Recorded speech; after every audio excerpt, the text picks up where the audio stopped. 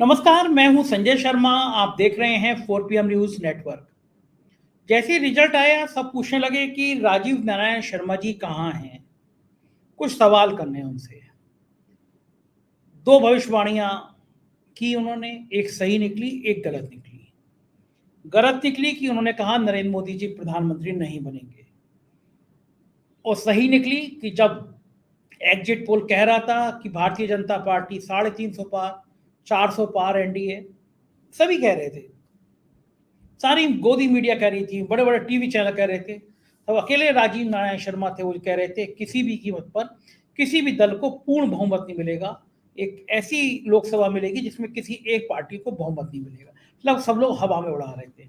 तो दो भविष्यवाणियां थी, एक सही एक गलत। सब लोग जानना चाह रहे थे कि आखिर एक भविष्यवाणी भी गलत कैसी हुई। तो राजीव जी का संडे का प्रोग्राम है, जाहिर है कि आपको बड़ा बेसब्री से इंतजार है। और मैं फिर जो हर बार कहता हूँ वो मैं फिर कहूँगा कि अगर आपको इस बात में ज्योतिष में रुचि हो तो ये प्रोग्राम देखिए। ज्योतिष में रुचि ना हो तो ये बिल्कुल मत देखिए। मेरी ज्योतिष में रुचि है तो ये मैं प्रोग्राम करता हूँ। लेकिन मैं ये बात दावे के संग कह सकता हूँ कि शायद देश में इन चुनावों में इतनी याद किसी की नहीं आई होगी, इतनी ब्रांडिंग किसी की नहीं की हुई होगी जितनी राजीव नारायण शर्मा की हुई। मैं दुखी हो गया हूँ, मेरा मेल बॉक्स भर गया है राजीव नारायण शर्मा जी के लोगों का नंबर मांग मांग के कि हमें राजीव जी का नंबर दे दीजिए, हमें राजीव जी का नंबर दे दीजिए। एक आध जने उन्होंने मुझसे सिफारिश कराई कि हमें राजीव जी से बात करनी है। उसमें नेता भी थे, उसमें अफसर भी थे, उसमें समाज सेवी भी लोग थे, बस सब लोग राजीव जी से बात करना चाहते थे। पूरी दुनिया से मैसेज आ रहे थे। तो मैं हंस रहा था, मैंने कहा देखो क्या ज्योतिष की भी क्या ब्रांडिंग है। कितना लोग जानना चाहते हैं, कितना लोग समझना चाहते हैं, अपने बारे में जानना चाहते हैं। तो मैंने फिर कुछ लोगों को बताया कि राजीव जी किस समय मिल सकते हैं। राजीव जी शायद विस्तार में बात करिए। और पहले मैं आप लोगों का आभार व्यक्त करना चाहूँगा कि 4 PM को जितना प्यार मिल रहा है देश से, मैं कल्पना नहीं कर सकता था। इस चुनाव में देश में सबसे ज़्यादा कोई यूट्यूब चैनल देखा गया तो आंकड़े बता रहे हैं वो 4 PM था। देश के बड़े बड़े यूट्यूब चैनल पीछे रह गए। सबसे ज़्यादा देश में देखा गया तो 4 PM देखा गया। ये आपका प्यार है। 48 घंटे 24 घंटे में 1-1 लाख लोग 4 PM से जुड़ रहे हैं। जादू सा हो रहा है मेरी ज़िंदगी में, सच में। मैं इसके लिए हृदय से आप सभी का आभारी हूँ। मैं चलता हूँ राजीव जी के पास। उससे पहले फिर रिक्वेस्ट आपसे कि ये आपका अपना चैनल है, तो इतना अनुरोध मैं कर सकता हूँ कि आज ही इस चैनल को, नीचे ज्वाइन बटन है, ज्वाइन करिएगा, सब्सक्राइब करिएगा। चलते हैं राजीव जी की बात सुनते हैं। 4 PM न्यूज नेटवर्क में स्वागत है राजीव जी आपका। पूरी दुनिया इंतजार कर रही थी चुनाव नतीजों से पहले कि राजीव जी ने कहा था कि मोदी प्रधानमंत्री नहीं बनेंगे, और लेकिन राजीव जी ने यह भी कहा था कि पूर्ण बहुमत किसी का नहीं आएगा। और ये तब की बात है कि जब एग्जिट पोल जो आए थे वो सारे 350 400 दिखा रहे थे। तो वही 50% में पास हुए आप, नंबर आपके 50% आए। आधी आप बात आपकी सच हो गई कि पार्लियामेंट में जो है किसी को बहुमत नहीं मिला, पूर्ण बहुमत किसी अकेली पार्टी को। और 50% खराब हो गई कि मोदी जी आ गए। तो मोदी जी क्या मतलब, वाकई में उन्होंने कहा था कि वो बायोलॉजिकल नहीं है, देवत्व के भाव से आए हैं। ये सही बात है क्या? मोदी जी को हिला पाना असंभव है? मोदी का कौन सा स्टार ऐसा है जो आपकी बात भी सब गलत हो गई?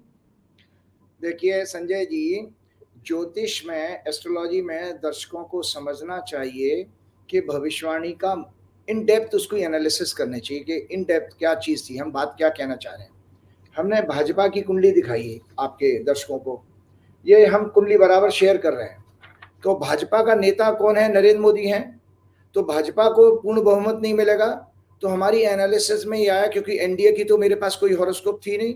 अब एनडीए में मान लीजिए चंद्रबाबू नायडू के या नीतीश कुमार के 12 सीट आने के बाद में राजयोग आ रहा है, तो वो राजयोग तो पुश करेगा नरेंद्र मोदी को। अब चूंकि नरेंद्र मोदी की 240 सीटें हैं, तो नेचुरली फिर जब मीटिंग होगी तो नरेंद्र मोदी को ही आगे किया जाएगा।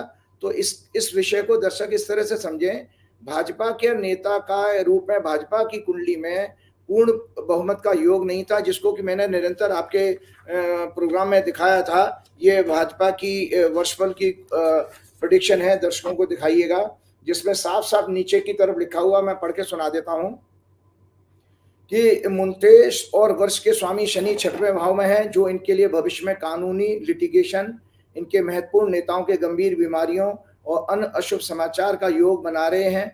इस वर्ष पार्टी के बिखरने और टूटने का, सहयोगियों के साथ झगड़े का भी योग है।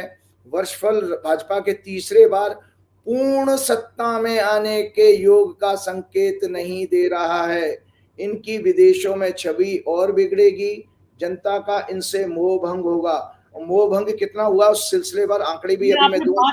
मुझे यहाँ तक याद आ रहा है, ये 5 अप्रैल के प्रोग्राम में कहा था आपने, 5 अप्रैल के प्रोग्राम, और ये वर्षफल प्रोग्राम में आपने कहा था कि पूर्ण बहुमत में नहीं आने का योग है। हाँ, तो ये देखिए दर्शक देख लें, ये भाजपा की 6 अप्रैल 2024 की कुंडली है, एनुअल हॉरोस्कोप।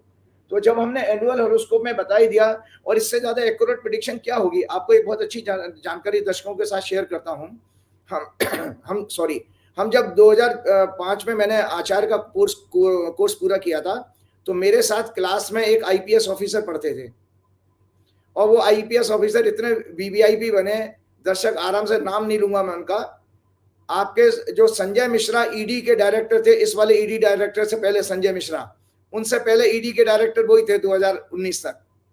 तो वो ईडी के डायरेक्टर जो थे, उनका मेरे पास फोन आया, और वो इस समय मेरे साथ उन्होंने आचार्य का कोर्स किया था ज्योतिष का, और अभी वो भारतीय विद्या भवन में ज्योतिष पढ़ा भी रहे हैं। तो उन्होंने मुझे परसों 2-3 दिन पहले बधाई दी, स्पेशली व्हाट्सएप पर, कि राजीव यार आपने कमाल कर दिया यार, ये ऐसी भविष्यवाणी कैसे करी, पूरे इंस्टीट्यूट के टीचर की भविष्यवाणी गलत, हिंदुस्तान के सारे जोशियों की भविष्यवाणी गलत, सबके सब 300 पार, और मोदी जी को 400 सीटें दिलवा रहे थे। मैं मोदी जी की कुंडली का, मैं वो कह रहे कि यार क्या एक्यूरेट प्रेडिक्शन है, कि आपने कहा कोई हंग आएगी, तो ये हंग ही आई। तो अब इसलिए दर्शक ये माने कि हमारे जब ये जैसे एक परिवार में पिता माता और बच्चे हैं, तो उसमें सबका भाग्य होता है। अगर परिवार का पूरे सारे ग्रहों, सबके लोगों के ग्रह खराब हो जाएंगे तो परिवार डूबेगा। अगर किसी एक के भाई ग्रह अगर अच्छे चल रहे हैं तो परिवार बचा रहेगा। ऐसा ज्योतिष में कर्म सिद्धांत के आधार पर कहा जाता है। जो मैंने कर्म सिद्धांत की आपकी पुस्तक दिखाई थी ना आप लोगों को, ये कर्म सिद्धांत की पुस्तक ये बताती है हर व्यक्ति जो इस संसार में आया है अपना मुकद्दर, अपनी भाग्य को लेकर के आया है। तो इसमें ये संभावना, क्योंकि मेरे पास नीतीश कुमार की और चंद्रबाबू नायडू की कुंडली नहीं है, न टीडीपी की है, न जनता दल यू की है, तो ये संभव है कि उन दोनों के स्टार्स ऐसे पावरफुल हुए हैं कि जो नरेंद्र मोदी को पुश मिला, और नरेंद्र मोदी आप बीइंग ए लार्जेस्ट पार्टी का लीडर होने के नाते उनको क्या नाम है सरकार बनाने का निमंत्रण मिला है। एक और चीज मैं आपको बता देता हूँ इसी प्रोग्राम में जाते जाते, कि भाई दर्शक इस चीज को देखें कि नरेंद्र मोदी की सफलता किस तरह की है। जो मेरी भविष्यवाणी है उसको इस रूप में देखिए। नरेंद्र मोदी का राजनीतिक कैरियर 2001 में शुरू होता है संजय जी, और उस समय से लेके उन्होंने जितने चुनाव लड़े हैं उनको कभी भी हंग रिजल्ट नहीं आया, उनको हमेशा मेजॉरिटी मिली है। तो एक व्यक्ति जिसने वर्टिकल पूरा रॉकेट की तरह चढ़ता चला गया, पहली बार उसको ऐसा धक्का लगा कि आज वो और उनको गठबंधन की राजनीति का अनुभव बिल्कुल नहीं है, क्योंकि उन्होंने कभी देखी नहीं, भाई उनको कभी आया ही नहीं, उनके पास कभी क्या ना इस तरह का मैंडेट मिला ही नहीं उनको। तो उनको ये आगे आने वाले टाइम में उनके व्यवहार के अनुसार बहुत सारी दिक्कतें आएंगी। नरेंद्र मोदी की कुंडली तो मेरे पास है नहीं, और जो है 17 सितंबर 50 की, वो उसको मैं हमेशा ही मैंने मना किया, ये बकवास है कुंडली, क्योंकि उस कुंडली में तो बहुत गंदे गंदे योग है। मैं गंदे योग में पब्लिक को बोल नहीं सकता हूँ कि ऐसा आदमी वुमनाइजर होना चाहिए, औरत स्त्रियों का भोग करने वाला होना चाहिए। तो ये जन्मपति गलत, आप खुद ही कह रहे हो जन्मपति गलत। इसीलिए वही मैंने कहा, वो मुझे अपील नहीं करती भाई, मैंने तो हर तरह से रिसर्च की है, तो वो मैं मोदी जी हमारे ऐसे दिखते भी नहीं है, तो हमें वो कुंडली चर्चा नहीं करनी चाहिए। तो मैं आपको बता रहा हूँ नरेंद्र मोदी जी ने जो वर्टिकल राइज देखा 2001 से, पहली बार उनकी जिंदगी में आज 23 वर्ष के बाद ऐसा मौका आया कि जहां पर उनकी सरकार आज उनको कटोरा लेके खड़ा होना पड़ा। अब दर्शक आप जानते हैं रामायण का एक प्रसंग सुनाता हूं। जब भरत आए लौट के अपने ननिहाल से, और वो भैया को मनाने के लिए गए जंगल में कि भैया आ जाओ, भैया नहीं माने, क्योंकि उनको अपने कर्तव्य का पालन करना था, और अपनी माता के जो उनके जो वो थे, क्या नाम है आपके, उन्होंने जो वरदान अपने दशरथ से मांगे थे उसका पूरा भी करना था राम जी को। तो राम जी ने क्या दे दिया था? खड़ाऊ दे दी थी। आज की डेट में खड़ाऊ को आप क्या कहोगे? चप्पल कहोगे ना। आज की डेट में खड़ाऊ चप्पल कही जाएंगी। तो भरत ने पूरा शासन जो है 14 वर्ष तक खड़ाऊ अपने सिंहासन पर रख के चला है। भरत तो बराबर वाली कुर्सी पे बैठते थे, सिंहासन जो था राजा का वो खड़ाऊ रखी थी। वही आज नरेंद्र मोदी जी का हो गया कि उनके दोनों तरफ, नरेंद्र मोदी जी की प्रधानमंत्री पद की तरफ एक चप्पल नीतीश कुमार की रखी होगी और एक चप्पल नायडू की रखी होगी। खड़ाऊ कहते हैं जिसको, चप्पल खड़ाऊ एक ही बात है। तो नरेंद्र मोदी जी को जो अभी सत्ता मिली है, वो जब वो सुबह प्रधानमंत्री कार्यालय में आया करेंगे तो दोनों चप्पलों को उनको नमस्कार करना पड़ेगा, नायडू जी की चप्पल को और नीतीश कुमार की। तो ऐसा अपमान नरेंद्र मोदी जी ने आज तक अपने 23 साल के राजनीतिक कैरियर में, उनका पॉलिटिकल केवल 23 वर्ष का है। दर्शकों को जानना चाहिए, उससे पहले वो संघ में रहे हैं, भाजपा में रहे हैं, लेकिन प्योर पॉलिटिक्स में इधर आए हैं। अब दर्शक सुन ले, एक और बहुत चौंकाने वाला आंकड़ा देता हूं। ये 240 सीटों में से लगभग 125 सीट जो हैं, जो भाजपा की आई हैं, वो कांग्रेस बैकग्राउंड के लोग हैं, मतलब एक्स कांग्रेसी हैं। अगर हम 125 सीटों को कम कर दें तो भाजपा की अपनी सीट तो 115 ही रही। अगर नरेंद्र मोदी जी इतने महान हैं, भाजपा और संघ की विचारधारा को आगे ले जाने वाले हैं, तो भाजपा की तो इफेक्टिव सीटें तो 115 ही हैं, बाकी तो भगोड़े हैं उसके अंदर। उसके बाद 1996 के बाद, संजय जी आप रिकॉर्ड बता रहा हूं, ये सारी चीजें तैयार करके आया हूं। 1996 में भाजपा की 162 या 161 सीटें थी, उस प्योर भाजपा की। मैं आज खालिस भाजपा की बात कर रहा हूं। तो उस खालिस भाजपा का ये हाल हो गया नरेंद्र मोदी के 10 साल के बाद कि आज वो 115 सीटों पर सिमट गई है। 125 हटा दीजिए, वो भगोड़े हैं। उसके बाद आपको बताऊं, इनके पिछली लोकसभा के 96 सांसद हार गए हैं इस समय। 96 एमपीज हारे हैं इस चुनाव में, 20 मंत्री हार गए हैं। इनका वोट शेयर यूपी में 49.6% था, जो घट के 41.4 रह गया है। आपको इन राज्यों के नाम गिना रहा हूं मैं: पश्चिम बंगाल, बिहार, उत्तर प्रदेश, राजस्थान, तमिलनाडु, महाराष्ट्र। इनकी सारी सीटें, दर्शक खुद अपने आप होमवर्क करें, जोड़ लें, 275 सीटें होती हैं, 275। और जो परिणाम आए हैं 2004 जून को, उसमें भाजपा को मात्र 80 सीटें मिली हैं। इतनी दुर्गति भाजपा की, 275 में से आपको 80 सीटें मिली हैं। ये इतना बड़ा भूभाग है, इतना बड़ा लैंड एरिया है भारत का, कि आप भाजपा यहां से समाप्त हो गई है। आप बंगाल में जो 18 से घट के नीचे 12 पर आए, शुभेंदु अधिकारी को जूते पड़ रहे हैं, वहां आपस में लड़ाई शुरू हो गई है। बिहार में सुशील मोदी के मरने के बाद आज इनके पास बड़ा नेता नहीं है, तो अगले साल 2 साल में या 1 साल के अंदर भाजपा वहां पे भी खत्म हो जाएगी। उत्तर प्रदेश में मैंने वोट शेयर बता दिया किस तेजी से गिरा है। और उत्तर प्रदेश में एक और खेला क्या किया, मायावती के 16 प्रत्याशियों के जो वोट, टोटल वोट आए हैं, वो भाजपा की विक्ट्री मार्जिन से ज्यादा हैं। इसका अर्थ दर्शक ये समझ लें कि अगर मायावती ने इंडिया अलायंस का साथ दिया होता तो 16 सीटें इंडिया अलायंस की और बढ़ जाती और भाजपा सिमट करके 17 सीटों पर रह जाती। उत्तर प्रदेश में 80 में से 17, ओनली 17 सीटों पर। इसमें 2 सीटें आरएलडी को फायदा हो गया मायावती के कारण, और 14 सीटों का फायदा बीजेपी को हुआ है। इसके अलावा महाराष्ट्र में इनकी कैसी दुर्गति हुई है कि कैसे कैसे कांड करके इन्होंने इलेक्टेड गवर्नमेंट को उद्धव ठाकरे के गिराया था। फिर उसके बाद शिवसेना तोड़ दी, फिर एनसीपी तोड़ दी, और शासन 2 साल से धोखे का शासन कर रहे हैं। आज महाराष्ट्र की जनता ने इतना इनको दंड दिया है, 9 सीटों पे सिमट गई है भाजपा, ओनली 9, 48 में से 9। तो 9 सीटों पर क्या ये तुमको दंड है, इसीलिए वो फडणवीस को इतना ह्यूमिलेशन लगा, वो इस्तीफा देने की बात करने लगा। अभी आज मैं फडणवीस की भी कुंडली डिस्कस करना चाहूंगा, दर्शकों को बताऊंगा कि इसके जीवन में दोबारा मुख्यमंत्री बनने का कोई योग ही नहीं है। ये सारे कपड़े उतार के पीपल पे 12 साल उल्टा लटक जाए तब भी ये जीवन में कभी चीफ मिनिस्टर नहीं बन पाएगा। तो भाजपा का महाराष्ट्र में कोई नेता नहीं है।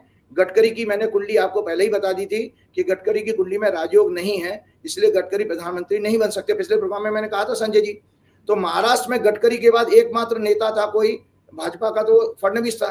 फडणवीस के गृह योग और फडणवीस का लोकसभा में प्रदर्शन भाजपा का सत्यानाश करने जा रहा है महाराष्ट्र के अंदर भी। और राजस्थान में भी किस तरह से तेजी से देखो, उनकी 25 में से उन्होंने 11 सीटें हारी हैं शायद, जहां तक मेरा अनुमान है। तमिलनाडु में इनको जो है भी आपको पता ही है। तो जब मैं ये देख रहा हूं कि इतना खराब परफॉर्मेंस 1996 के बाद प्योर भाजपा के 115 सांसद या 120 सांसद आए हैं, तो उसको भैया आप ये नहीं मानोगे कि नरेंद्र मोदी जी के लिए इससे बड़ा जीवन में अपमानजनक जो हार नहीं हो सकती है। ये आपको तो जब मुझे तो ये लग रहा था कि मैं किसी ज्योतिषी से नहीं, किसी विपक्ष के नेता से बात कर रहा हूँ। भारतीय जनता पार्टी से इतने गुस्से में क्यों रहते हो आप? नहीं नहीं नहीं, गुस्से में नहीं ले रहा हूं। देखिए ऐसा है कि दर्शकों को ये पता नहीं है, एस्ट्रोलॉजर के बारे में ये कहा गया है कि जिस ज्योतिषी के अंदर पुआ पो पट्टू नहीं है, अपनी बात को, अपनी भविष्यवाणी को इंटरप्रिटेट करने की लॉजिकली और रीजनिंग के साथ नहीं अगर वो बता सकता तो अच्छा ज्योतिषी नहीं हो सकता है। भगवान ने मेरे अंदर वो गुण दिया क्योंकि मेरी कुंडली में बहुत अच्छा योग है हनुमान जी की कृपा से। अच्छा मुझे बताइए, आपने कहा कि मोदी जी प्रधानमंत्री नहीं बनेंगे, पक्का नहीं बनेंगे, ये योग है। अब वो किसी के बड़े को योग से बन गए, वो चंद्रबाबू नायडू के बन गए, वो नीतीश के बन गए, लेकिन बन गए ना, तो इसका मतलब उनकी उनकी उनके जो स्टार्स हैं वो ये बता रहे हैं ना कि वो प्रधानमंत्री बने, तो अब तो वो बने रहेंगे 5 साल तक, होने क्या समस्या है? बिल्कुल बिल्कुल, मैं अभी अब वो भी आपके बात शेयर करने वाला हूं कि वो भी मैं दिखाने वाला हूं कि भाई उनके पार्टी तोड़ेंगे नायडू की और नीतीश की, बनेगा। बिल्कुल बिल्कुल, बहुत अच्छी बात आपने कही। एक दर्शकों को इस बीच में छोटी सी प्रेडिक्शन और शेयर करता हूं। इस समय भयंकर गर्मी पड़ रही है दर्शकों, और आप देख रहे हैं भयंकर, मतलब दिल्ली में 100 साल के रिकॉर्ड भी टूट रहे हैं देश में। ये संवत्सर की कुंडली आपके 5 अप्रैल को ये भी शेयर की थी मैंने। हाँ, इस संवत्सर की कुंडली में संजय जी ये इसका प्रेडिक्शन पार्ट था जो मैंने आप लोगों को भेजा था, और आज भी दिखाइएगा दर्शकों को। इसमें मैंने लिखा है, जब मैंने आगजनी की घटनाएं बनी थी तो आपने इसको बताया भी था कि आगजनी की घटनाएं बढ़ेंगी, तो मैंने लिखा fighting amongst the Kings, plenty of fires in the forest and other places, robberies, major accident, earthquakes, loss of property, assets, bad for farming, मतलब किसानी के लिए खराब होगा। होस्टाइल वेदर, होस्टाइल वेदर का मतलब क्या होता है कि मौसम का ऐसा जो बेकंट्रोल हो, जिसको मतलब असहनीय मौसम, और सेक्स स्कैंडल वगैरह, ये सब मैंने कही थी। तो इसी प्रेडिक्शन में लास्ट में एक लाइन और लिखी थी मैंने, वो मैं पढ़ के सुना दे, बहुत इंपॉर्टेंट है आज के डिस्कशन में। चुनाव आयोग की भूमिका पर प्रश्न चिन्ह लगेगा, level playing field and free and fair election के लिए। ये मैंने पिछली बार भी कहा था। तो आपको बताता हूं कि जो परिणाम आए हैं, और जिस समय जब ये मंगल ने राशि बदली थी, उससे पहले मंगल मीन राशि में राहु के साथ था, जब आपके 2 या 3 चरण के चुनाव हुए हैं, 3 चरण के चुनाव था। आने वाले टाइम में कुछ इलेक्शन के परिणामों को सुप्रीम कोर्ट में और इलेक्शन कमीशन में जो है चैलेंज किया जाएगा। आज दर्शकों मैं आपको बता रहा हूं कि जो सीटें भाजपा की आई हैं, इसमें कुछ सीटों के परिणाम जो है आने वाले समय में ग्रह योग के कारण लिटिगेशन में फंसेंगे। तो ये तो हो गया हमारे इस बात का। अब मैं आपको इस प्रश्न का जवाब देता हूं जो आपने कहा था। पहली बात मैं बता देता हूं कि जो ओथ वाली बात करी है, मैं बहुत अच्छी कुंडली लेकर के आया हूं आज, कि आज के दिन हमारा जब प्रोग्राम सुबह है, लेकिन हमारा शाम के टाइम में आज मोदी जी ओथ लेने जा रहे हैं, और वो ओथ का समय जो मीडिया में आया है वो 7:15 पर आया है शाम के, और उसका ये कुंडली है, ये आपकी वृश्चिक लगन की कुंडली बनी है। 7:15 पर दर्शक देख रहे हैं, और ये उसका नीचे का राइट अप है। आप दिखा दीजिएगा, जब पूरी कुंडली दिखाएंगे तो उसको दिखाइएगा। ये कुंडली 9 जून 2024 की संडे का दिन 7:15 पे मैंने उसका हेडिंग दिया है मोदी 30 गवर्नमेंट। ये वृश्चिक लगन की कुंडली बनी है। 5वें घर में राहु है, 6वें घर में मंगल है, बृहस्पति, शुक्र, बुध और सूर्य 7वें घर में, और 9वें घर में चंद्रमा है, और 11वें भाव में केतु है। तो इस कुंडली का सबसे बड़ी खराब बात क्या है, वैसे तो ज्योतिष के जो फंडामेंटल है उसको बताने से पहले मैं आज आपको एक किताब दिखाना चाह रहा हूं, दर्शक देख लें। ये मुहूर्त चिंतामणि है, मुहूर्त चिंतामणि। ये किताब वो किताब है जिसमें राजा के राज्याभिषेक के सिद्धांत दिए हुए हैं, प्रिंसिपल, क्या क्या नियम का पालन होना चाहिए जब राजा कहीं किसी भी देश में, आज की डेट में प्रधानमंत्री होता है, वो ओथ लेता है, तो उसके फंडामेंटल प्रिंसिपल दिए हुए हैं। तो कल का प्रिंसिपल इस पुस्तक के अनुसार मोदी जी का जो कल का शपथ ग्रहण है वो अशुभ काल में हो रहा है, अशुभ काल में हो रहा है, क्योंकि इसका ये मेरे सिद्धांत मैंने नोट किए हुए हैं इसी पुस्तक से। तो उससे ये सिद्धांत कहते हैं सूर्यास्त के बाद राज्याभिषेक नहीं होना चाहिए, ओथ नहीं, राज्याभिषेक की अंग्रेजी है ओथ। सूर्यास्त के बाद राज्याभिषेक नहीं होना चाहिए। शास्त्रों के अनुसार राजा की तुलना सौर मंडल के राजा सूर्य से की जाती है। सूर्य उत्तरायण हो, गुरु शुक्र सूर्य लग्नेश मंगल चंद्र और वर्तमान दशा का स्वामी, राशि का स्वामी बलवान होना चाहिए, सिद्धांत है। तो इसमें इस जो कुंडली मैंने अभी दिखाई थी ओत की, इस कुंडली में लगन के ऊपर, पहली बात आपको भी शायद थोड़ी सी जानकारी हो चुकी होगी, ज्योतिष में 3 घर जो है कष्ट के माने गए हैं, 6, 8, 12।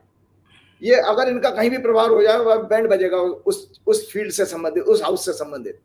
तो इस कुंडली में जो मोदी जी जिसमें शपथ लेने जा रहे हैं, लगन पर 6 लॉर्ड की, मतलब 6वें घर के स्वामी की, 8वें घर के स्वामी की और 12वें घर के स्वामी की दृष्टि है, प्लस 6वें घर में मंगल जो शनि से तीसरी दृष्टि से पीड़ित हो रहा है उसकी दृष्टि चलेगी। 6वां घर होता है झगड़े का। इसका अर्थ है कि जूतम पेजार शुरू होगी सहयोगी दलों में, और सरकार के ऊपर मंत्रिमंडल के गठन से लेकर के कई विषयों पर झगड़े होंगे, सरकार की पॉलिसी से संबंधित झगड़े होंगे, और सरकार का एरोगेंस जो है वो आपके सहयोगी दलों को, जो गठबंधन के साथी हैं, उनको पसंद नहीं आएगा, जिसके कारण ये सरकार अपना कार्यकाल पूरा नहीं कर पाएगी। जो कि मैंने वर्षफल की कुंडली आपको दिखाई है, जिसका का पीरियड 5 अप्रैल 2025 तक है। तो दर्शक मेरे बारे में ये जान सकते हैं कि ये खराब समय मैं कब तक देख रहा हूं। ये खराब समय चलेगा 5 अप्रैल 2025 से, आज से शुरू होकर के। तो इसमें और भी कहा गया है, सिद्धांत ये दिए गए हैं कि हमेशा लगन पीड़ित नहीं होना चाहिए, लेकिन इस कुंडली में लग्न और लग्नेश दोनों पीड़ित हैं, प्लस चंद्रमा भी भाग्येश है, भाग्य के स्थान में है, लेकिन वो मंगल से पीड़ित हो रहा है। और इसमें क्या, इस कुंडली में क्या कमी है जो मैंने आपको दिखाई। 5वां घर होता है बुद्धि का, मंत्रणा का, बुद्धि मंत्रणा और आपका सदाचार, आपकी प्योरिटी ऑफ इंटेलेक्ट, ये उसमें राहु का होने का अर्थ ये होता है संजय जी कि इस कुंडली के अनुसार जो है धोखेधड़ी के बाद और फोन टेपिंग की घटना के कारण भी जो है सहयोगी नाराज होंगे। इस कुंडली में मैं आपको बहुत एक अच्छी चीज बताता हूं, इसके अंदर एक भाजपा की कुंडली मैं पढ़ के सुनाता हूं। भाजपा की कुंडली, उनका वर्षफल और मोदी 30 की कुंडली स्पष्ट संकेत देती है कि ये गठबंधन का धर्म नहीं निभा पाएंगे, क्योंकि मोदी जी को आदत भी नहीं है गठबंधन की, क्योंकि उन्होंने कभी देखा ही नहीं ना। अपने सहयोगियों के साथ छल कपट के द्वारा उनके सांसदों को अपनी पार्टी में मिलाकर अपनी स्थिति मजबूत करने का अवश्य ये प्रयास करेंगे। तो ये मैं पॉलिटिकल बातें नहीं कर रहा हूँ जो सोशल मीडिया में चल रही है, मैं कुंडली को पढ़ के बता रहा हूँ कि योग है। क्योंकि बीजेपी की कुंडली जो मैंने दर्शकों आपको दिखाई है उसमें बुध पीड़ित है, और ज्योतिष का सिद्धांत है बुध जो बुद्धि का कारक है, अगर वो राहु केतु जैसे ग्रहों से पीड़ित हो तो ऐसे व्यक्ति के कुंडली में कपटी योग होता, कपट योग होता है ना, कपट जो छल कपट करते पीठ में छुरा भोंकने वाले। तो बीजेपी की कुंडली अपने आप में ही छुरा भोंकने वाली है। इसीलिए देखिए उन्होंने अपना ही सहयोगी शिवसेना का क्या हाल कर दिया। और आज आप खुद देखिए कि आपकी अकाली दल की क्या स्थिति आप जानते ही हैं। प्लस तो मैं आगे पढ़ के सुनाता हूं। इनफैक्ट बीजेपी की कुंडली में बुध अत्यंत पाप ग्रहों से पीड़ित है। बुध इस कुंडली का लग्नेश है और इसी की वर्तमान में दशा चल रही है। ज्योतिष शास्त्र में इसे कपट योग से जाना जाता है। देशवासियों, आपको एक मजेदार एस्ट्रोलॉजिकल रिसर्च की फाइंडिंग दे रहा हूं संजय जी आपको। आप 100 कुंडली ले आइए, 100 करोड़ लोगों की कुंडली, जिनके तलाक हो चुके हों, डिवोर्स हो चुके हों, या जिनके कोर्ट कचहरी में मैटर चल रहे हों, या जिनके किसी कारण उनका पति या पत्नी की मृत्यु हो चुकी हो, उनकी कुंडली में एक योग होता है। 8वां घर मृत्यु का होता है और परमानेंट विच्छेद का होता है। मतलब परमानेंट लेवल पे कोई अगर रिलेशनशिप ब्रेक होगी तो 8th लॉर्ड उससे संबंध बना लेगा। अगर वो 8वें घर का लॉर्ड 5वें घर में चला गया तो बच्चे से आपके संबंध खराब हो जाएंगे। अगर 8वें घर का लॉर्ड 11वें भाव में चला गया तो भाई से संबंध आपके खराब हो जाएंगे। 8वें घर का लॉर्ड अगर 9वें घर में चला गया तो पिता से संबंध खराब हो जाएंगे। 8वें घर का लॉर्ड अगर 4थे घर से संबंध बना रहा है तो माता से आपके विवाद हो जाएगा, झगड़े हो जाएंगे। जो अभी कुंडली दर्शकों मैंने दिखाई है, इसमें मोदी जी जिस लग्न में शपथ लेने जा रहे हैं उसमें अष्टमेश बुध 7वें घर में बैठा है, और 7वां घर होता है कंप्रोमाइज का, गठबंधन का, शादी का। तो ये जो शादी हनीमून है नीतीश कुमार और नायडू के साथ, ये हनीमून चलेगा नहीं। इस कुंडली में एक विचित्र योग और है। मैंने पहली रिसर्च की थी संजय जी, जब हम ज्योतिष में 2 साल का आचार्य का कोर्स करके आए, मजेदार किस्सा है, दर्शक सुनेंगे कि उस समय हमको टॉपिक मिला था लव मैरिज का, कि भाई किसी कुंडली में लव मैरिज कैसे देखेंगे। तो जब हमारे गुरुजी राव साहब आए थे, पहला रिसर्च का क्लास वही लेते थे, तो सबसे पहले उन्होंने आकर के कहा कि भाई आप लोगों में किस किस की लव मैरिज हुई है, हाथ खड़ा करो। तो मैंने भी हाथ खड़ा कर दिया, मेरी लव मैरिज हुई है। मैं ब्राह्मण हूँ, मेरी बीवी पंजाबी है दिल्ली की, तो मैंने हाथ खड़ा कर दिया। तो राव साहब ने सबसे पहले मुझे बुलाया, आइए ब्लैक बोर्ड पे अपनी कुंडली लगाइए। तो मैंने अपनी कुंडली लगा करके बताया कि देखो। तो राव साहब ने कहा देखिए इनकी कुंडली में 5वें घर का संबंध और 7वें घर का संबंध आ रहा है, इसीलिए इन्होंने प्रेम विवाह किया। तो दर्शकों, मजेदार बात यह है कि जो नरेंद्र मोदी जिस योग में शपथ ले रहे हैं उसमें 5वें घर का स्वामी बृहस्पति 7वें घर में बैठा है, तो ये लव मैरिज है। अब लव मैरिज किस लिए हुई है उसका एक लॉजिक और दे देता हूं। 8 के बाद दूसरे भाव की राशि 9 नंबर बनती है धनु, धनु होती है धन। तो ये पैसे के कारण प्रेम हुआ है, प्रेम विवाह जो हो रहा है इसमें धन आया है, धन और कुछ मजे लेने की बातें आ रही हैं। इस कुंडली में एक और बात खराब है जो भारत की कुंडली को मैं बता देता हूं। ये भारत की कुंडली है दर्शकों, ये देख लो, भारत की कुंडली का वृषभ लगन है, इसका स्वामी शुक्र होता है और शुक्र इसमें वर्तमान में अस्त चल रहे हैं। मैंने अपने पर्सनल कुछ नजदीकी लोगों को बताया था कि जब मैं बता रहा था कि इंडिया अलायंस की सरकार बन सकती है, तो मैंने एक बात दबी जबान से कही थी, अगर इंडिया अलायंस की सरकार बनेगी तो ये सरकार चल नहीं पाएगी। क्यों? क्योंकि लग्नेश इस समय और बुध और क्या नाम है, बृहस्पति और शुक्र अस्त चल रहे हैं। जब परिणाम आया है ना आपका 4 जून को, उस समय बृहस्पति अस्त थे, 6 को उदय हुए हैं, लेकिन बच्चा तो पैदा हो गया ना भाई। 4 जून को बच्चा तो आ गया, बच्चा 2 दिन का हो गया जब बृहस्पति उदय हुए हैं, लेकिन बृहस्पति के कमजोर होने का प्रभाव उसके ऊपर आ चुका है। दूसरा शुक्र इसको, जिसको कि हमारे आम भाषा में पंडित लोग कहते हैं तारा डूबा हुआ है, तो शुक्र इस समय अस्त है जो 19 जुलाई को उदय होंगे। तो इसका अर्थ यह है भारत की कुंडली में जो सरकार बनने जा रही है अस्त शुक्र के प्रभाव में बन रही है। इसका मतलब है कमजोर सरकार होगी, जिसका कि भविष्य, जिसकी की आयु कम होगी। ये मैंने एक सिद्धांत और आपको बता दिया। तो पहले तो मैंने बताया कि ये गठबंधन हुआ किसी वेस्टेड इंटरेस्ट के कारण, पैसे के कारण। अच्छा, एक इस कुंडली में एक और बहुत विचित्र योग है, मैं आपको बता रहा हूं, जो मैंने कुंडली आपको दिखाई है कि इस कुंडली में सबसे बड़ा खतरनाक क्या चीज आ रही है भैया संजय जी, सुन लीजिए दर्शक लोग। 10वें घर का लॉर्ड सूर्य, 7वें घर का लॉर्ड और 12वें घर के लॉर्ड शुक्र के साथ क्लोज डिग्री में है, प्लेनेटरी वॉर कहते हैं इसको। They are in close degree with लग्ना। देश में विदेशी निवेशकों के द्वारा, ध्यान से दोबारा रिपीट कर रहा हूं, देश में विदेशी निवेशक, विदेशी भाव देखा जाता 12वें घर से, तो 12वें घर का स्वामी शुक्र हो गया और सेकंड लॉर्ड गुरु भी बैठा है वहां पे। 5वें घर से मैंने आपके पिछले प्रोग्राम में बताया था शेयर मार्केट देखते हैं, और 8वें घर से स्पेकुलेशन देखते हैं। तो 5वें घर का स्वामी भी जो है इसमें बृहस्पति बैठा है और 8वें घर का स्वामी भी 7वें भाव में बैठा है बुध। तो मैं इसमें भविष्यवाणी कर रहा हूं आज, देश में विदेशी निवेशकों के द्वारा बहुत बड़े शेयर मार्केट का पर्दाफाश, जिसमें गठबंधन के लोगों को भी भ्रष्टाचार के इस पैसे से खरीदने का संकेत आ रहा है। मतलब शेयर बाजार का बहुत बड़ा स्कैंडल इसमें एक्सपोज होगा, जो अभी 2 दिन 3 दिन पहले, 1 हफ्ते पहले हुआ है। 30 लाख करोड़ का मतलब हेर फेर हो गया। ये केस जो है अल्टीमेटली संसद को चलने नहीं देगा और इसमें सुप्रीम कोर्ट तक मैटर जाएगा, जो सरकार के लिए किसी तरह का लिटिगेशन का संकट दिखा रहा है।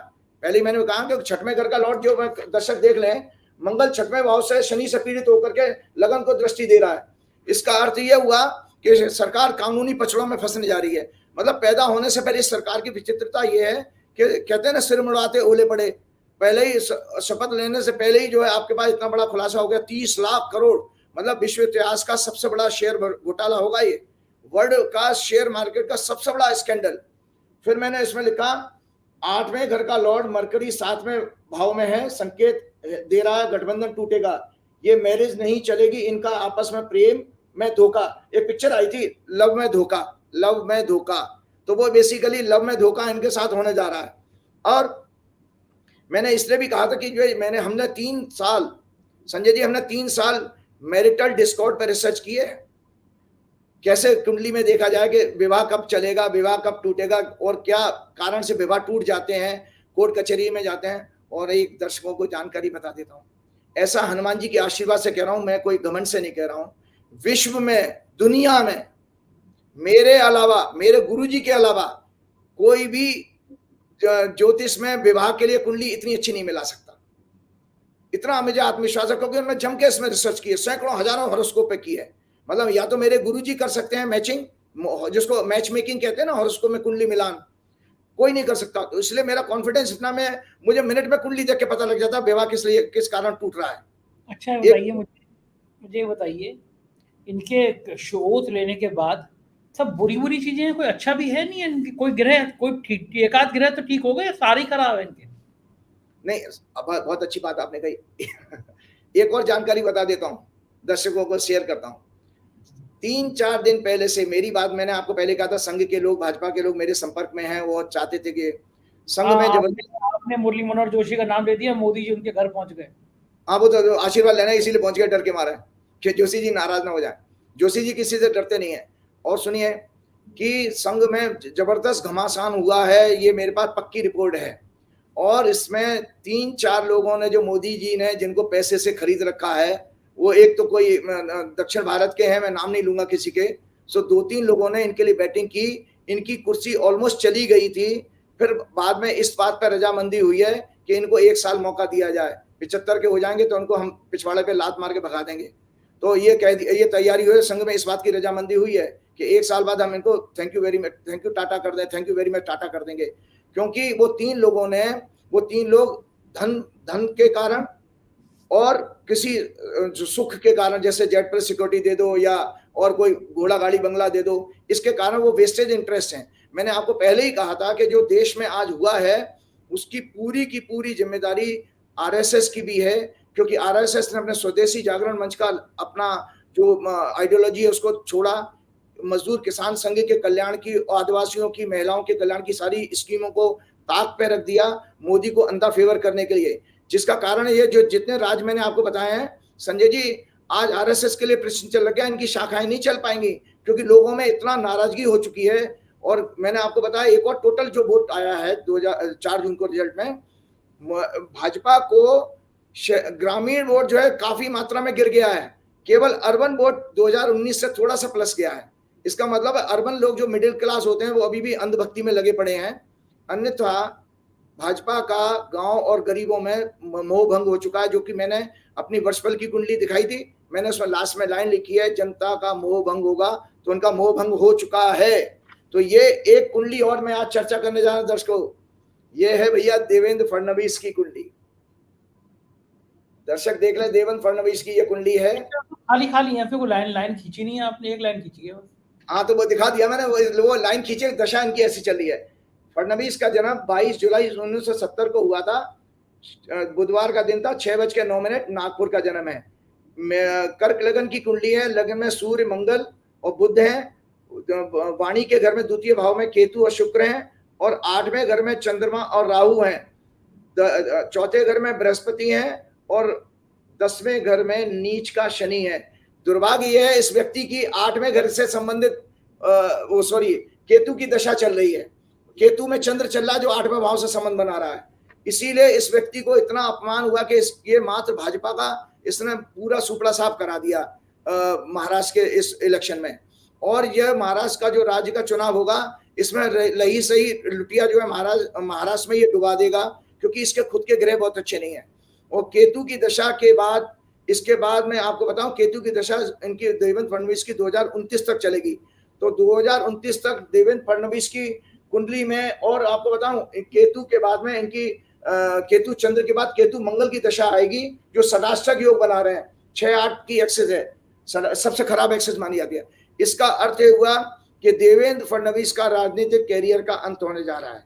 तो भाजपा के पास नितिन गडकरी के अलावा अब देवेंद्र फडणवीस ही एकमात्र ऐसे बड़े नेता थे महाराष्ट्र में जो इनके लिए अब फ्यूचर इनका बिल्कुल खतरे में है। मैं आपको बताता हूं कि देखिए दरअसल ये सब क्यों हुआ है, एक चीज हमें दरअसल एक और बहुत चौंकाने वाली बात बताता हूँ। गीता में भगवान ने पिछले प्रोग्राम में गीता में बताया, गीता का श्लोक मैंने बताया था कि भगवान कहते हैं काम, क्रोध, लोभ, हे अर्जुन ये मनुष्य के सबसे बड़े शत्रु हैं, ये नरक के द्वार हैं जो तुम्हारा पतन कराते हैं। आज 3-4 नाम मैं लेने जा रहा हूं कि उनका पतन कैसे हुआ। दर्शक इसको ध्यान से सुने। 2010 से जब नरेंद्र मोदी जी सत्ता में आए तो उन्होंने जितने अपराध किए संसद नहीं चलने दी, चोर दरवाजे से ऑर्डिनेंस ला करके राज्यसभा से इधर उधर से मेजोरिटी मैनेज करके उन्होंने बिल पास कराए हैं। तो उनके उस कुकर्म में, उनके मोदी जी के उस कुकर्म में 3-4 लोगों ने हमेशा साथ दिया 10 साल से। वो एक थे पहले नवीन पटनायक बीजू जनता दल के, दूसरे थे जगन रेड्डी, मायावती ने भी दिया है कभी कभी, और आपके केसीआर। आप देखिए गीता में भगवान कहते हैं किस तरह मोदी के 10 सालों में देश की जनता के साथ अन्याय करने में, अनेक ऑर्डिनेंस लाने में, चोर दरवाजे से जिन नेताओं ने साथ दिया, मायावती, नवीन पटनायक, जगन रेड्डी, केसीआर, आज काल ने उनको कैसा दंड दिया कि उनका राजनीतिक वजूद ही खत्म हो गया। मायावती की 0 सीटें, केसीआर की 0 सीटें, नवीन पटनायक के हाथ से उनकी 24 साल पुरानी सत्ता चली गई, और जगन रेड्डी भी सड़क पे आ गए, भिखारी बन गए। तो ये सब चीजें किस लिए हुए हैं? आज काल के द्वारा मैं चंद्रबाबू नायडू और नीतीश कुमार जी को भी बता रहा हूं कि नीतीश कुमार जी, मेरा कोई बीजेपी से द्वेष नहीं है, मेरा मोदी जी से भी कोई द्वेष नहीं है, अमित शाह से भी कोई द्वेष नहीं है। मैं तो बार बार बता रहा हूं कि उनके अंदर के राक्षस, जो बीजेपी के अंदर का भी राक्षस है, उसका बयान कर रहा हूं कि ये किसी के सगे नहीं है। ऐसा कोई पार्टी नहीं जिसको बीजेपी ने ठगा नहीं। ऐसा वो ठगू के लड्डू वाला कुछ है ना, कानपुर में कोई ठगू है, वो क्या कुछ कोई सगा नहीं जिसको हमने ठगा नहीं, तो ये नरेंद्र मोदी जी भी यही कहेंगे, ऐसा कोई सगा नहीं जिसको हमने ठगा नहीं। मोदी जी ने सबको ठगा है, अमित शाह ने सबको ठगा है। तो नायडू जी, आप और नीतीश कुमार ध्यान रखें, एक नाथ शिंदे तुम भी ध्यान रखो, तुम्हारे 6 आदमी भी कभी तुम्हारी रस्सी खोल के ले जाएंगे। मोदी जी पहले कह चुके भैंस खोल के ले जाएंगे, तो तुम्हारी सबकी भैंसें चोरी हो जाएंगी, तुम्हारे सबके मंगलसूत्र चोरी हो जाएंगे। वो कांग्रेस का और इंडिया अलायंस का तो नहीं कर पाए, वो गरीबों का मंगलसूत्र और भैंस तो नहीं चुरा पाए, लेकिन सहयोगी गठबंधन की पार्टियों के मंगलसूत्र और इनके भैंसें जरूर खोली जाएंगी। तो लिहाजा मेरा नटसेल में बता रहा हूं कि ये भाजपा की सत्ता जो जारी है, ये बहुत कमजोर सत्ता बनेगी। जो अच्छे ग्रह की बात की, इसमें एक ही चीज आती है, बृहस्पति की लगन पे दृष्टि है। तो इतना जरूर है कि क्रूरता इनके अंदर होगी, थोड़ा छद्म जो है रोल तो अदा करेंगे कि थोड़ा सा सॉफ्ट होने की आपकी वो दिखाएंगे, आपकी इमेज बनाएंगे गुडी गुडी। जैसे उन्होंने अपना भाषण दिया था ना जब वो पार्लियामेंट्री उसमें हॉल में, कि भाई सर्वपंथ संभाव वाली बात करी है कि हमारे लिए सारे धर्म बराबर हैं। आज उनकी मुंह से ये निकल रहा है, जबकि उन्होंने पूरा चुनाव हिंदू मुसलमान पर लड़ा था। तो खैर, मैं चलते चलते आपको बता रहा हूं कि मोदी जी की जो हार का कारण है, देखिए हार इसलिए है, आप ये मत मानिए वो प्रधानमंत्री पद उनको मिल रहा है, लेकिन किस कंडीशन में प्रधानमंत्री पद मिला है कि जिस व्यक्ति ने 2001 से कभी गठबंधन किया न हो, आज उसको 2 साथियों को साथ ऐसे ले, और देख भी रहे हैं मंच पे, आप देखे थे उन्हें राजनाथ और अमित शाह को एक तरफ बैठा रखा था, गडकरी बाद में जमाइयां ले रहे थे सामने, और उनके सगे कौन बने हुए थे, गलवैया किसके साथ डाल रहे थे, नीतीश के साथ। मुंह फाड़ फाड़ के हंस रहे थे मोदी जी और चंद्रबाबू नायडू के साथ, क्योंकि उनको पता कि इनकी वजह से तो उनको ऑक्सीजन आई है। ऑक्सीजन के 2 सिलेंडर हैं इनके, ये जो है मोदी जी के, नायडू और नीतीश कुमार। तो मोदी जी के हार का कारण यह है दर्शकों, मैंने आपको रामायण का एक प्रसंग सुनाया था विभीषण गीता का, कि जब राम जी ने से विभीषण ने कहा कि प्रभु आप तो नहीं जीत पाओगे, क्योंकि रावण के पास तो सारे तरह से सर्व साधन से सुसज्जित जो है, मतलब पूरी तरह से क्या नाम है, ऑल टाइप्स ऑफ मेटेरियलिस्टिक चीजों से वो रथ है, उसके बाद जीत कैसे पाओगे। तो भगवान का जवाब था कि मेरे पास धर्म का रथ है। तो आपको मैं बताऊं, किसी कोई पॉलिटिकल पार्टी नहीं जीती है इस चुनाव में, इस चुनाव में जनता जीती है, और जनता ने अपना मतादेश इतना बढ़िया दिया है कि बार बार मैं जनता को प्रणाम करता हूं कि आपने बहुत अच्छा काम किया। इस देश में लोकतंत्र के अंदर हमारी विश्वास को बढ़ा दिया। हालांकि इसमें चुनाव आयोग अभी भी दोषी है, जो उसको भगवान दंड देगा। तो वो रथ बता देता हूं, क्योंकि मोदी जी के पास वो रथ नहीं था, इसलिए मोदी जी का इतनी बुरी इसमें हार हुई है कि मोदी जी खुद जो है अपनी सीट को, मैंने क्या कहा था आपको याद होगा, मैंने आपके प्रोग्राम में कहा था कि मोदी जी को चुनाव में परेशानी आने वाली है। मोदी जी 3 राउंड तक जो है, मैंने आपके प्रोग्राम में ये बात कही थी, तो अब आपने कहा था यार मोदी जी तो जीत के जाने चाहिए, संसद में बोलने चाहिए, आप मोदी जी से इतना नाराज क्यों रहते हो। आज सोचिए, मोदी जी जैसा व्यक्ति जो हजारों करोड़ रुपए 10-15 बरस से खर्च कर रहा है ब्रांडिंग के लिए, पूरे संसार में इतना महंगा कैंपेन कोई नहीं चलाता अपने व्यक्ति को महिमा मंडन के लिए जितना मोदी चलाते हैं। आज वो मोदी जी चुनाव के राउंड में 3 राउंड में पीछे चल रहे थे, और उसके बाद एक एवरेज बिलो एवरेज मार्जिन से जीते हैं। प्रधानमंत्री पद पर बैठा व्यक्ति अगर वो आपको 1,52,000 से जीते तो ये उसके लिए शर्मनाक है, क्योंकि इनसे ज्यादा अच्छे तो शिवराज सिंह चौहान जो 8 लाख से ऊपर जीते हैं। तो आप, और ये राहुल गांधी के लिए मजाक उड़ा रहे थे कि राहुल की आयु से कम सीटें आएंगी कांग्रेस की। देखिए भाजपा नीचे गिरी है, उसमें भी राहुल, कम से कम राहुल इतना ओरेटरी पावर उसकी अच्छी नहीं है। मैं अगर राहुल की जगह होता, मैंने कहा मोदी क्या बात करता है, तू 125 आदमी तो हमारे लिए बैठा है, तू अपना है क्या, तेरी औकात क्या है। मैं बोल सकता था, मैं सदन में खड़ा होकर बोलता, इसी रफ अंदाज में बोलता। मैं कभी किसी से डरने वाला नहीं, सत्य को कहना आना चाहिए। राहुल के अंदर वो अभी वो पावर नहीं है। क्यों? क्योंकि आप सच को बोलिए, क्योंकि वो आपका मजाक उड़ा रहा था। वो ये कह रहा था 240। अरे भाई ये देखो कि तुम जो है 303 से नीचे गिरे। तुम तो शुरुआत से 400 पार का नारा लगा रहे थे। तुम तो कह रहे थे मोदी की गारंटी। कहां गई मोदी की गारंटी? मोदी की गारंटी नाली में फेंक दी जनता ने उठा करके। मोदी के गारंटी के पर्चे उठाकर लोगों ने टॉयलेट में डाल दिए हैं, टॉयलेट पेपर की तरह यूज किए गए हैं। और मोदी के 400 पार का नारे की हवा निकाल दी कि मोदी आज जो है 240 पे आ गए। और मोदी की ऐसी हवा निकाली, और कांग्रेस का मजाक उड़ा रहे थे। कांग्रेस का बताना सक्सेस रेट क्या है? 52 से कहां पहुंची, 100 क्रॉस कर गए हैं। वो पप्पू यादव ने ज्वाइन कर लिया ना साहब, तो उनकी 100 हो गई। महाराष्ट्र के अंदर करिए तो अगर 52 सीटों से अगर 100 को मोर देन 80% सक्सेस है कांग्रेस की। तो इस पूरे चुनाव में अगर सबसे बड़ी सक्सेस मिली है किसी को, ममता बनर्जी, अखिलेश यादव, महाअगाड़ी गठबंधन और कांग्रेस को मिली है।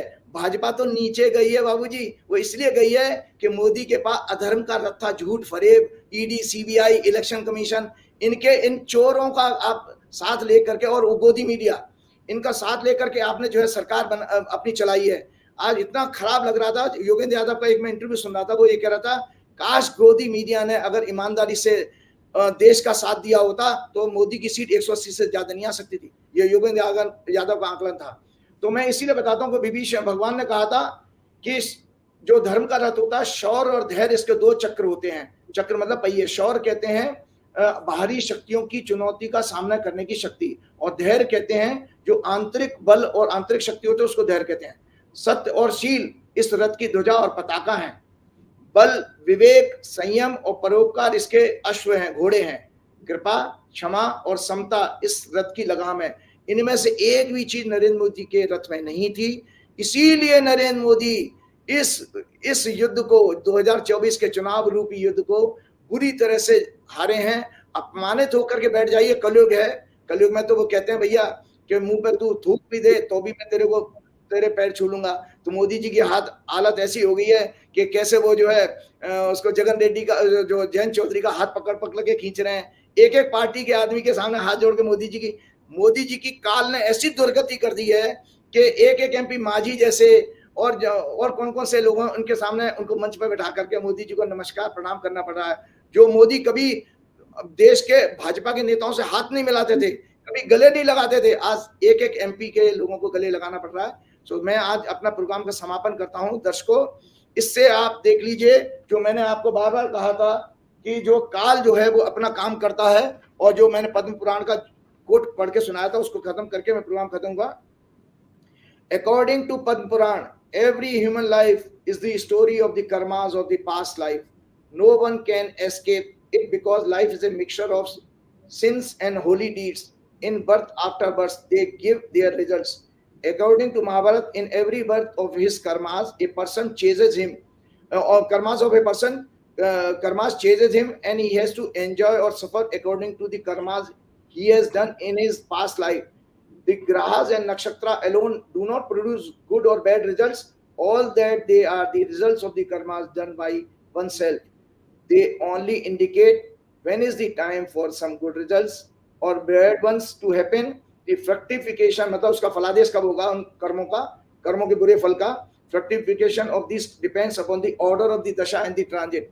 तो दर्शकों, मैंने आज बताया कि बीजेपी और ऑर्डर ऑफ दशा, मतलब वो काल कब आएगा, तो मैंने आज बता दिया काल ऑलरेडी आ चुका है।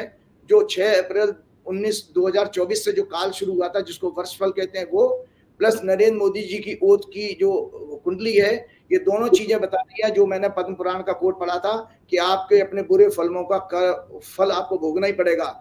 2001 से उन्होंने जो सफलता हासिल की और किस किस के साथ धोखा करके की, वो आज सब उनके सामने आएगी। कैसे हिरेन पांड्या का मर्डर हुआ, कैसे गोधरा कांड हुआ, कैसे आपका पुलवामा हुआ, ये सारे विषय काल की मेमोरी में है, तो वो आपके सामने जरूर आएंगे। क्योंकि आपकी जो जीत है वो जीत अपने आप में नहीं है, ये दरअसल पूरा 2024 का चुनाव, मैं वंस अगेन कहूंगा, केवल और केवल हमारे गरीब, दलित, आदिवासी, ग्रामीण भाई और भाई बहनों की जीत है, किसानों की जीत है। मैं उनको पुनः प्रणाम करता हूं। और राम द्वारे तुम रखवारे, होत न आज्ञा बिन पैसारे, सब सुख है तुम्हारी सरना, तुम रक्षक काहू को डरना, तुमरो मंत्र विभीषण माना, लंकेश्वर में सब जग जाना, अस्य सिद्ध नौ निधि के दाता, असवर दीन जान की माता, साधु संत के तुम रखवारे, असुर निकंदन राम दुलारे। जय श्री राम, कृपा करहु गुरुदेव की नाय, जय हनुमान। बहुत बहुत शुक्रिया राजीव जी, आपने समय दिया, धन्यवाद, आभार। तो ये थे राजीव नारायण शर्मा जी, और हम सुन रहे थे कि क्या कह रहे हैं ये अपनी भविष्यवाणियों के बारे में। मुझको यकीन है ये चर्चा पसंद आई होगी, अपनी राय से अवगत कराइएगा। फिर याद दिला दूं, चैनल को ज्वाइन ना किया तो ज्वाइन कर लीजिए, सब्सक्राइब कर लीजिएगा। शुक्रिया, थैंक यू।